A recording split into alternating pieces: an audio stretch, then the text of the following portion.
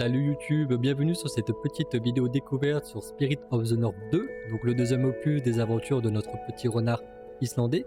Pour les nouveaux venus sur cette chaîne YouTube, vous n'avez pas besoin d'aller voir la découverte du premier opus, car celui-ci, ce deuxième opus, va être pris à part entière du premier jeu, par rapport à sa narration, son gameplay et son histoire, s'il veut vraiment pas être une suite directe, mais vraiment un jeu pris à part entière. Donc pour les nouveaux venus sur cette chaîne YouTube, ce jeu est parfait pour vous, vous n'avez pas obligé de comprendre l'histoire du premier pour comprendre ce second opus. Par rapport à ce jeu, j'avais hésité à faire cette découverte, par rapport aussi à son histoire, à son gameplay, à sa narration, s'il allait apporter un truc en plus que le premier jeu a su mettre en place par rapport à son lore. Mais en ayant vu quelques petites critiques, quelques minutes de gameplay, il y a des choses à dire. Il y a des choses à dire comme un nouvel arbre de compétences, très grand, un énorme arbre de compétences qui va être débloqué au fur et à mesure de l'histoire et des compagnons qu'on va se faire au fil et à mesure de cette histoire. Donc ce renard va avoir de nouvelles compétences, j'imagine beaucoup plus de PV, enfin vraiment des petites choses que le jeu vidéo nous a déjà transmis par rapport à n'importe quel arbre de compétences. Et tout ça, j'ai envie de vous le dire, on va le découvrir ensemble. Donc on va aller visiter donc, cette nouvelle région avec notre petit renard islandais, loin de sa Islande natale et de ses contrées. Et tout ça, nous allons le voir tout de suite. Et première chose que vous pouvez voir, c'est que comparé au premier jeu, on peut entre guillemets customiser notre renard, que ça soit au niveau de sa constitution, de son poids. Après vous avez la forme de sa queue, vous avez la couleur du pelage, la couleur des yeux, la forme des oreilles, la forme du museau si vous voulez plus allongé, etc. Sincèrement moi tout ça j'en ai un peu rien à foutre, on va pas se mentir, moi pour moi ça va pas changer grand chose à l'histoire j'imagine, que sa constitution soit il soit un peu plus gros ou un peu plus maigre, je pense pas que ça va changer grand chose. Par contre ce qui est plutôt intéressant c'est qu'on peut choisir le petit nom. Et je pense qu'on va rester dans un lore un peu de la civilisation nordique. Et je vais l'appeler Loki. J'avais déjà eu l'idée du nom juste avant d'enregistrer cette vidéo. Et je pense que Loki, c'est un nom parfait pour un petit renard islandais par rapport au lore du jeu et de sa narration, je pense. Hop, hop, on confirme. Et voilà. Et on se met tout de suite dans l'ambiance du jeu. Et on se dit à tout de suite après la cinématique.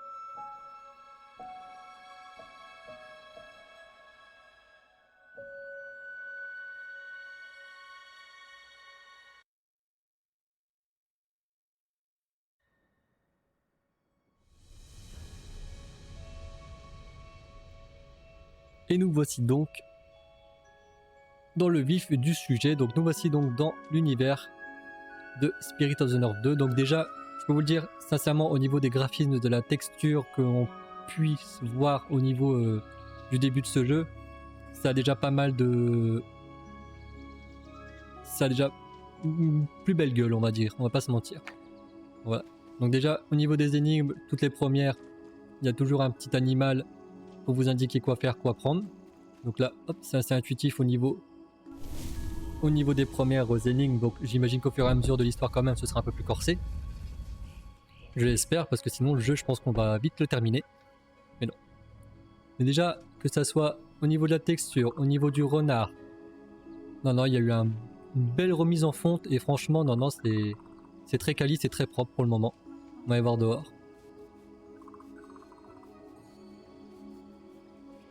Donc je profite un peu. Ah non, c'est super beau dehors par contre.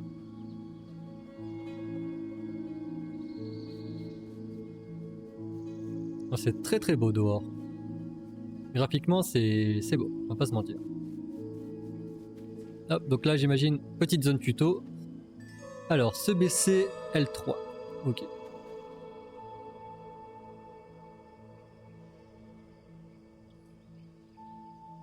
Hop. Alors, qu'est-ce que le monde nous a à nous offrir?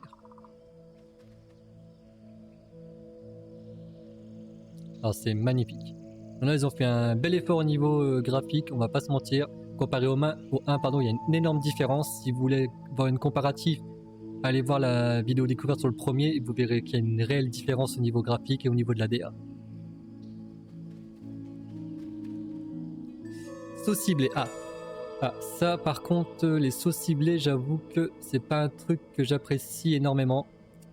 Ça pour moi, c'est prendre entre guillemets le joueur par la main et l'empêcher entre guillemets de mourir. Donc c'est pas... En tout cas pour moi, mon point de vue à moi, les sauces ciblées, c'est pas ce que je préfère. Hop. On récupère des petites pièces bleues, des petits ensembles bleus. J'imagine que ça a un impact pour plus tard. Les petites patounes à ramasser.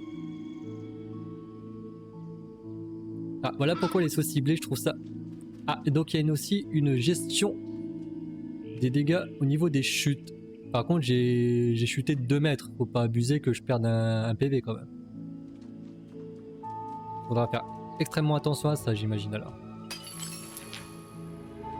Donc déjà, sauce ciblée, c'est pas ce que je préfère. Et j'ai l'impression que la zone de dégâts des chutes est très, très approximatif. Lui, c'est lui qui va... Hop. Alors, saut en longueur, capacité de base, maintenir L1 puis X. Ok. Donc ça, c'est des trucs où on peut mourir à cause de ça. Ok, hop. Hop. Et là, on part sur du saut ciblé. Ok. Ok. Ok. Ça marche. Bon, ça va. En tout cas, non, sincèrement, juste ce plan-là, je le trouve magnifique. Très beau. Et on se loupe pas. Parfait. Ah, déjà du lore. En des temps anciens, un renard vint sur cette île depuis la mer. Il en traversa le ciel en courant parmi les aurores boréales. Donc ça, c'est la fin du premier jeu. Donc ça, c'est un petit clin d'œil au premier jeu. Il portait sur son dos un enfant du nom d'Elona. La dernière membre du peuple de l'aurore, nous sommes ses descendants. Ok. Donc oui, bah, comme le premier jeu, on termine en tant que renard astral et qu'on dessine toutes les aurores boréales de l'Islande. C'est un petit clin d'œil au premier jeu.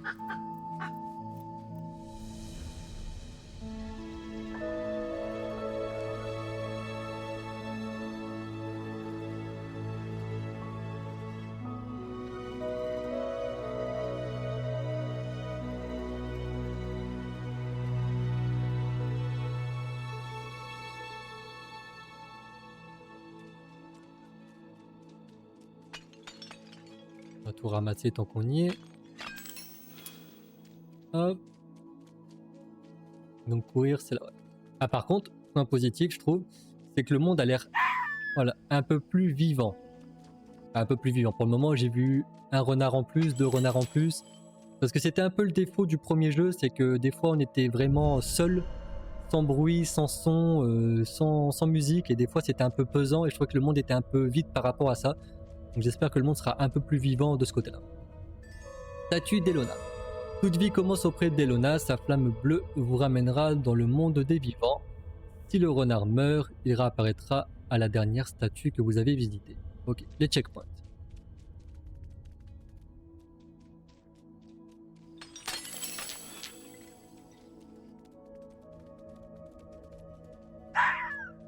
Quand même les cris sont assez fidèles. Oh, il y avait une petite interaction, je l'ai un peu loupé, bon c'est pas grave. C'est pas grave. Mais oui, et c'est comparé au premier où c'était un peu plus linéaire, un peu plus couloir, celui-ci va être un peu en mode un peu open world, semi-open world. Semi-open world.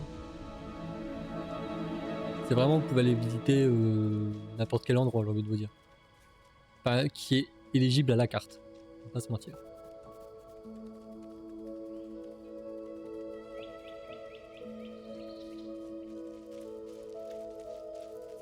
J'imagine que ça c'est le chemin principal, mais j'ai envie d'aller visiter à droite à gauche. Et là vous avez tout ce qui est voilà, les fresques, les dessins murales, etc. qui vont vous raconter le lore de cet épisode, comme dans le premier entre guillemets.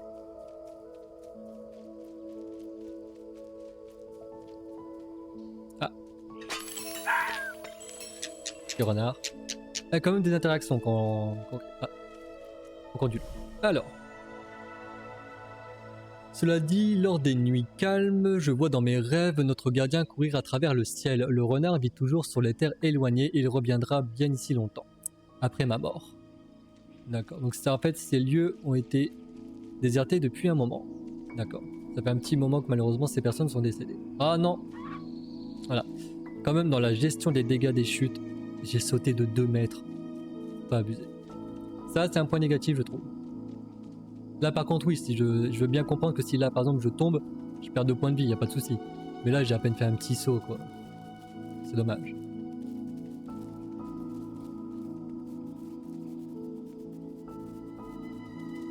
Mais non, c'est magnifique.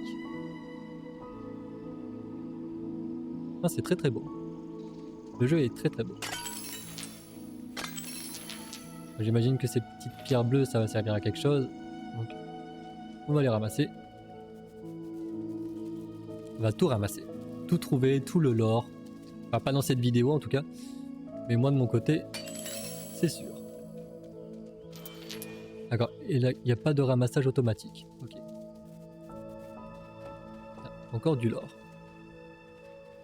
Qu'est-ce que ça nous dit cette fois-ci?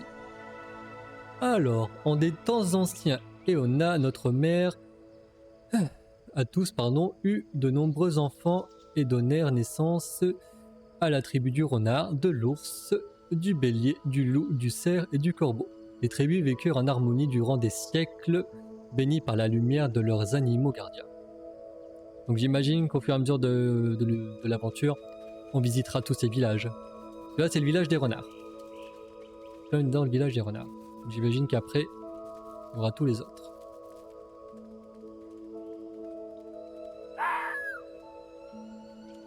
Les cris sont fidèles en tout cas.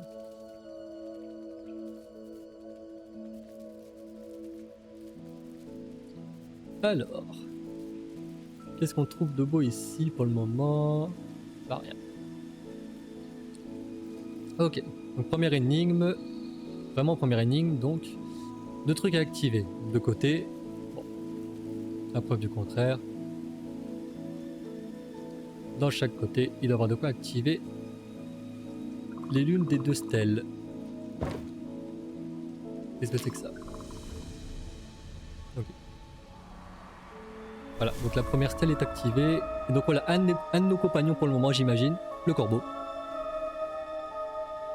Donc peut-être petite déjà référence au village du corbeau.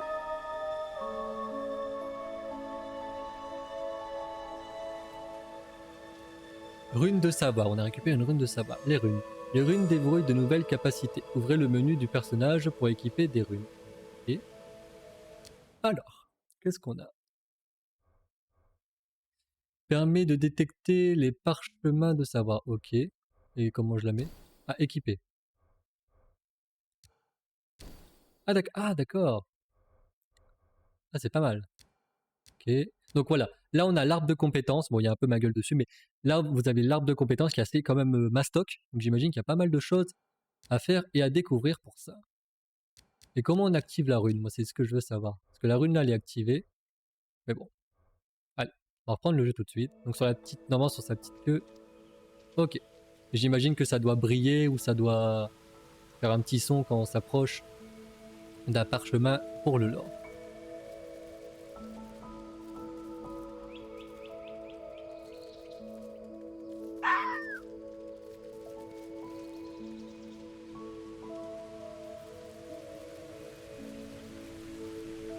Et c'est vrai que ça va être un jeu aussi très relaxant par rapport à sa musique, sa narration, son calme. On va pas se mentir. Donc, voilà, le corbeau il va nous suivre, il va nous servir de guide pour le moment. Je vois que ouais, il y a un tuto, mais je vais récupérer les petites patounes bleues là.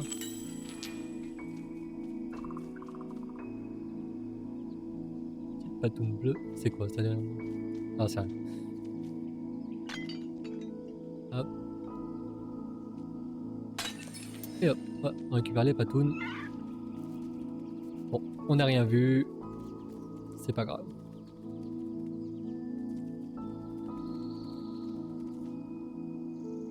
Y'a pas la queue qui vient de briller.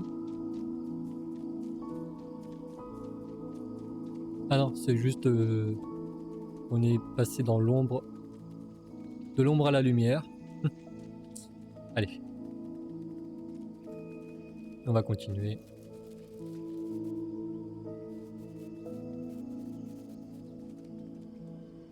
L'obélisque. Faites des offrandes aux anciens.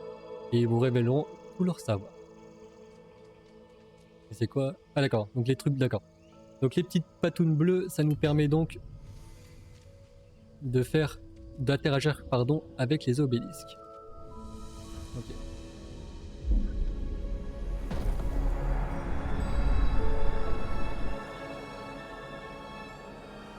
D'accord. Et donc bien sûr, ça nous ouvre la première salle du premier niveau. Enfin, surtout du niveau tuto.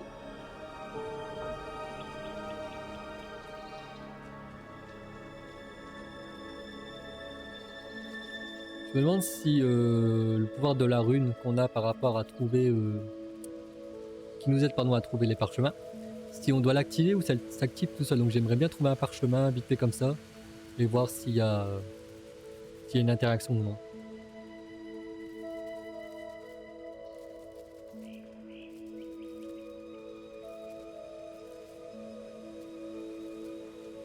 Hop.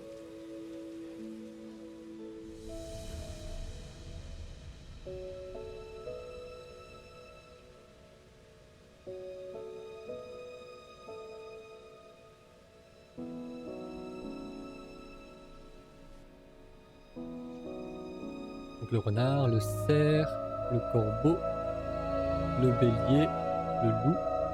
Et donc en dessous, le dernier manquant, l'ours. L'ours, tiens, l'ours qui est par terre. Pourquoi?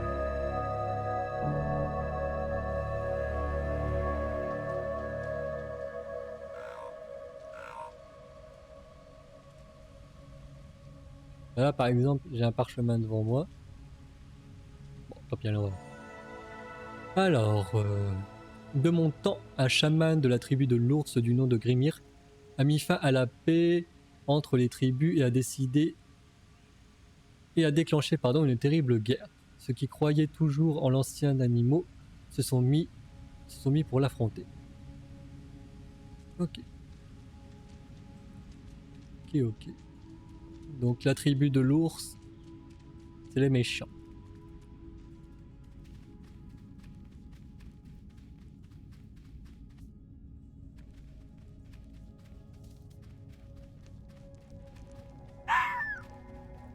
Regarde s'il y a moyen d'activer la rune. Parce que j'ai pas l'impression en tout cas. Ah, ou c'est peut-être juste que ça met des petits trucs de couleur. C'est une guide là. Grimir, rendu fou par la lumière, par la haine et la jalousie, cherchait à corrompre la bonté des animaux gardiens. Il les a soumis à sa volonté, les uns après les autres. Cependant, le renard lui a échappé. En fuyant loin de ce monde, il n'a pas pu jamais être revu. Ok. Donc on en apprend un peu plus sur le lore de notre renard, parce que c'est vrai que dans le premier jeu, on nous l'avait juste mis comme ça, mais sans réellement comprendre pourquoi il était là.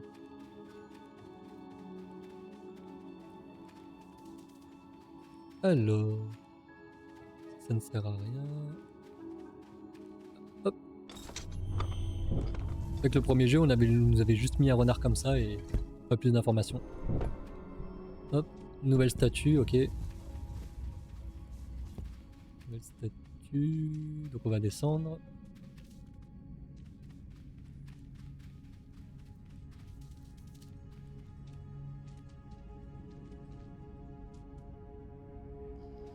Ah, j'ai cru que j'avais franchement j'ai cru que j'allais avoir un dégât de chute.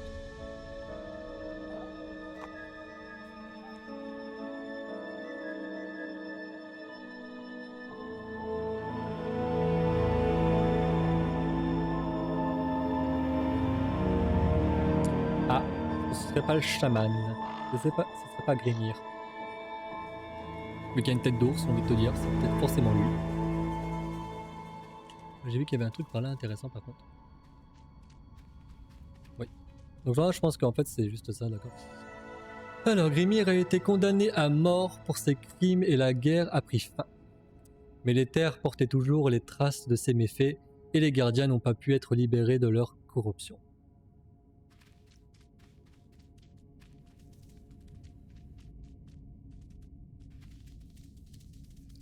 Ah non, c'est... Est-ce qu'il y aura des boss? Est-ce qu'il y aura des boss dans ce jeu? Parce que dans le premier, il n'y avait pas de boss. Donc je me dis peut-être que dans celui-là, avec les différentes tribus, on peut peut-être faire quelque chose. Ouais. Si je n'appuie pas sur le levier, que je tire pas sur la corde pour ouvrir. Hop. Waouh. Palais paisible. C'est beau. Alors soit c'est moi, mais ou sinon vous me le direz dans les commentaires, mais je trouve que le jeu est un tout petit peu sombre. Mais bon, on va pas changer ça pour le moment. On va continuer à prendre du plaisir sur le jeu. Mais n'hésitez pas à me dire en commentaire si vous trouvez que le jeu... a un petit bug. Au moins vous l'aurez vu en... Vous l'aurez vu en World première. Alors. Ok. Pourtant il n'y a pas de... Ah, voilà. Deuxième fresque. Donc là on voit entre guillemets notre renard prendre le bâton et j'imagine le cacher pour éviter que le chaman des ours puisse retrouver tous ses pouvoirs. Par contre j'avais pas vu ça. Je pose la statue et on lit le lore.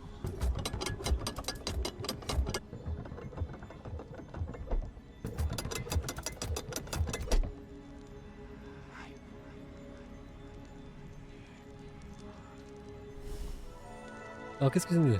Le bateau de Grimir est resté ici jusqu'au retour du renard gardien. Donc ça veut dire nous.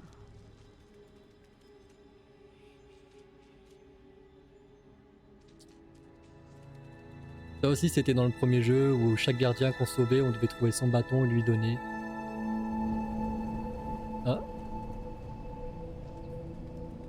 Ah. Presque.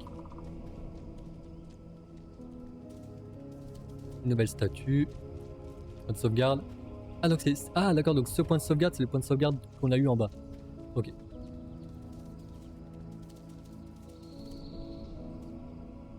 Hop. Le corbeau je sais pas s'il est encore bugué ou pas. Donc on va le suivre. Donc faut monter là-haut. D'accord.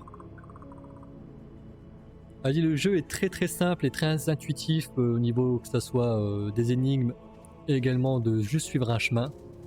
Pour le moment, on doit monter.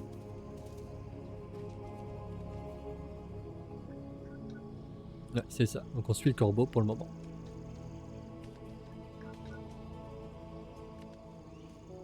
Contre la caméra, petit point négatif, la caméra. Pour le moment en tout cas. Je sais pas si c'est que moi. Ouais, la caméra pas ouf.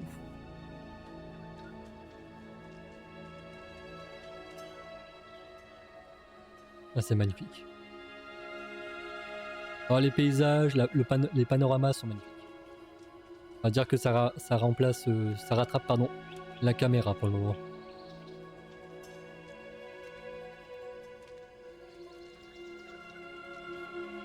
Mais c'est vrai qu'il n'y avait pas cette notion d'escalade plus que ça dans le premier opus et de ce monde semi-ouvert. Donc non, c'est agréable aussi.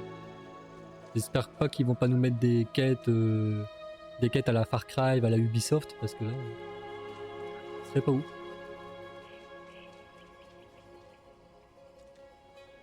Non, c'est pas par là. C'est par là.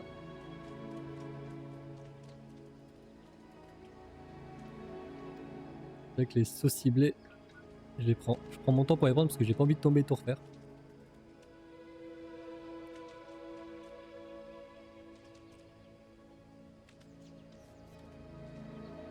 Ah.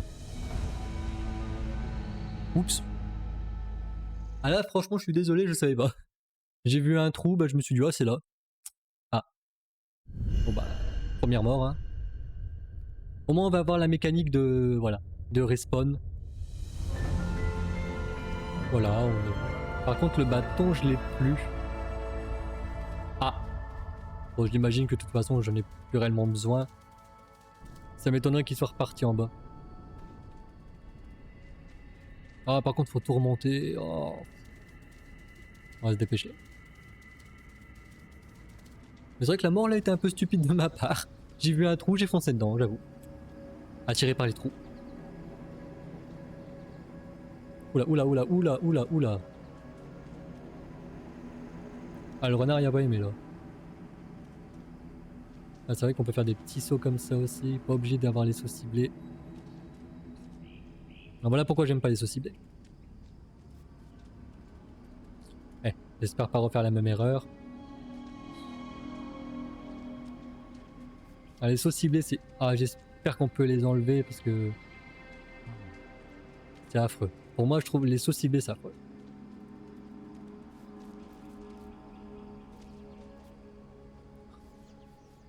Le bleu, j'ai l'impression qu'il disparaît toutes les 2 secondes.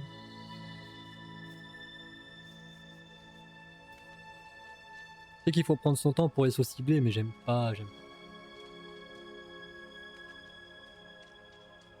Allez, on y va doucement. Faut pas retomber dans le trou. Ah, je suis monté à l'envers.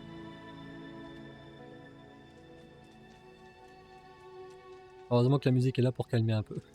Je pense qu'ils se sont dit, oh, on va mettre des sauts ciblés, oh, on va mettre une bonne musique pour les détendre, parce que ça peut être énervant. Très légèrement. Ok, donc là c'est le trou qu'il faut pas aller. Ah, ok. Et là le bâton il revient. Allez comprendre que le bâton je l'avais pas dans la bouche, il est revenu. On va pas l'air serein.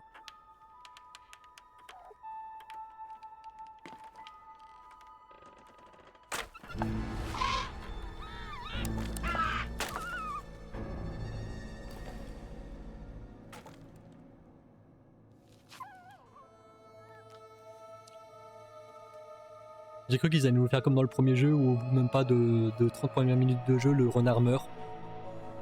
Non non, cette fois-ci il est bien.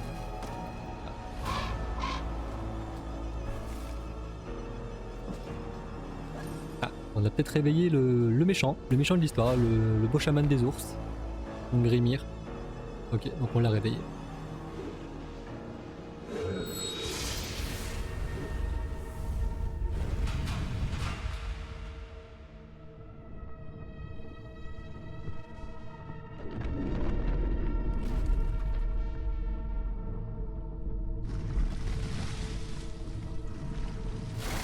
T'as peut-être fait une connerie. Peut-être une petite connerie. Vraiment petite connerie. Mais bon, sans ça, pas de jeu, pas d'histoire. Hein.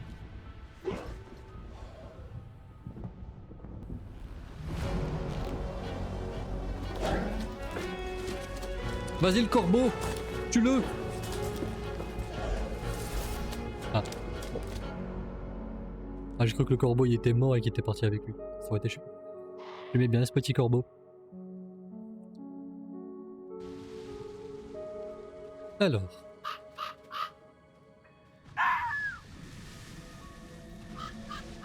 Hop.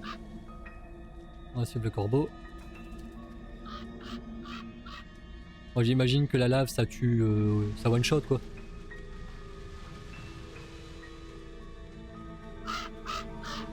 On va suivre la lumière.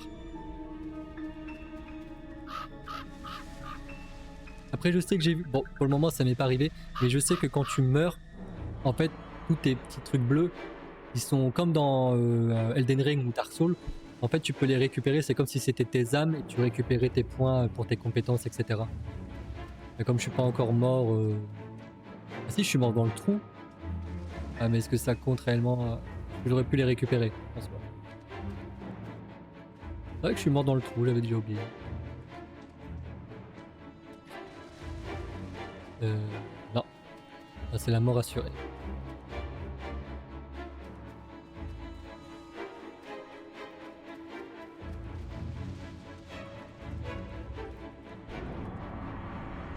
Oula, oula, oula, doucement, doucement. Oh non, non, non, sa petite queue, elle est en feu. Ah non, ça va. Ouf. Ah oui, ça a changé.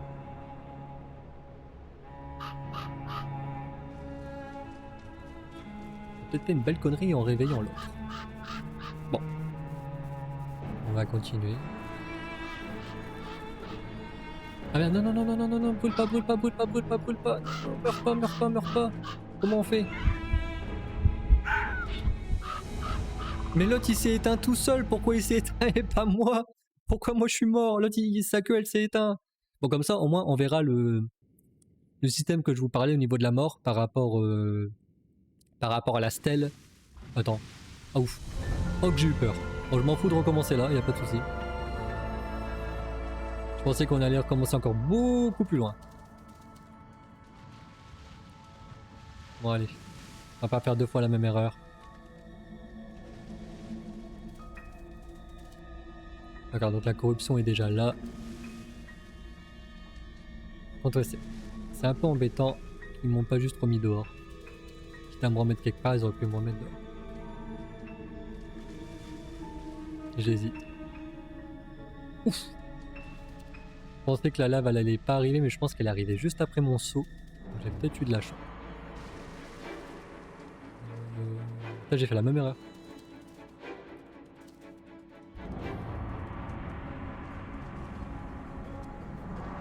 Regardez, lui là, je sais pas où il est. Ah bah il est plus là maintenant. Tant pis. Donc évitez la lave, sinon on meurt tout de suite.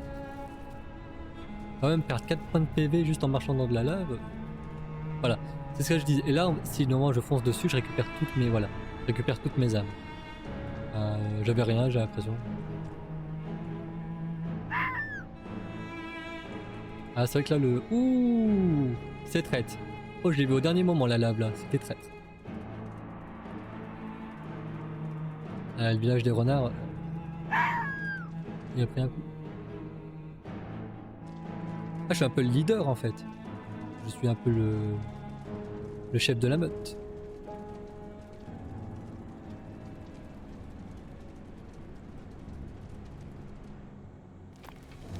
Ah, je vous laisse avec la cinématique.